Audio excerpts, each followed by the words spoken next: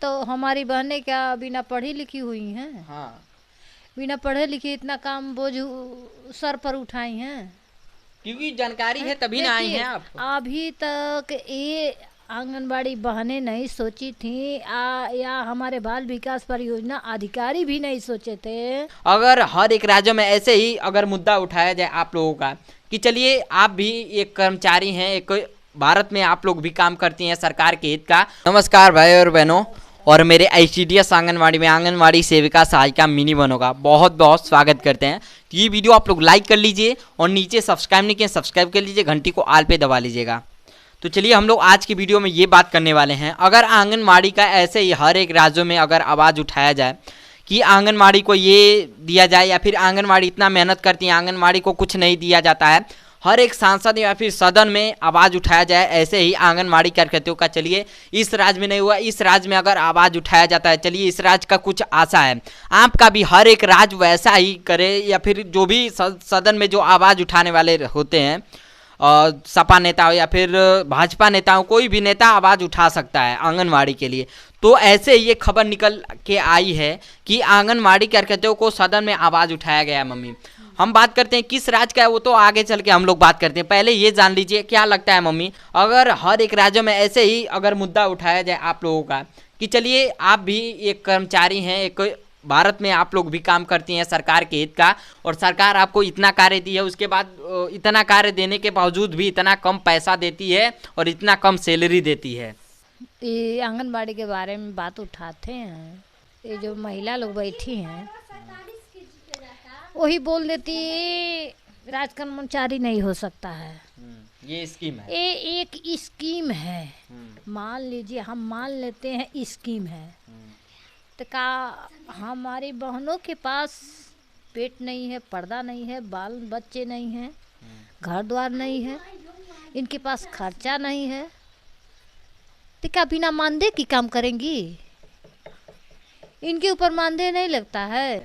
क्यों? क्योंकि इतना बड़ा काम दिए, हर एक भारत में जितना सरकार कार्य दिए उन लोगों को कितना आगे बढ़ा चुकी है, कितना ज़्यादा पैसा देती है, कितना सैलरी देती है, लेकिन आपका वो काम नहीं है। आप भी तो वही काम करती हैं, बच्चों को पढ़ाना, बच्चों को उसके बाद भी घर घर घूमना।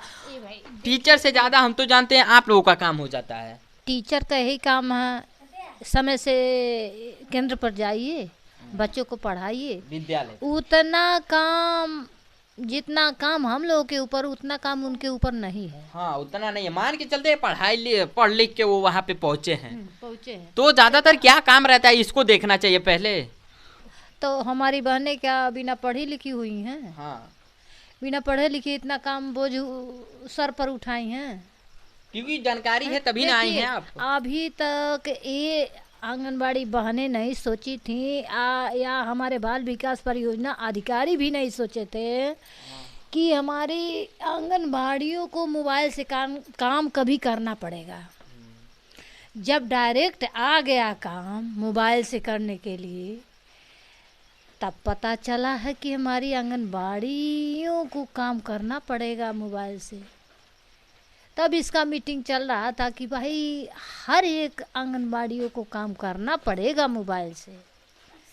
हाँ, और देखा जाए हम लोग भी चिंतित हो गए थे कि कैसे हम लोग काम करेंगे मोबाइल से, ये भी चिंता हो गया था। लेकिन धीरे धीरे जान गई और समझ गई। और देखा जाए मम्मी, जो बिहार सरकार, ये ज़्यादातर बिहार सरकार का ये बात है कि वहाँ पे सदन में आवाज़ उठाया गया है, ऐसे ही अगर हर एक राज्यों में आवाज़ उठाया जाए तो आज आंगनवाड़ी, कई राज्य की आंगनवाड़ी कार्यकर्ती कई बड़े पद पे पहुँची होती। मम्मी, अगर मान के चलिए आप लोग का कम बड़े पद पर नहीं हो, इसी पद पे हो, लेकिन अच्छे सम्मानजनक मानदेय मिल रहा, बस उसी का कमी है, सम्मानजनक मानदेय।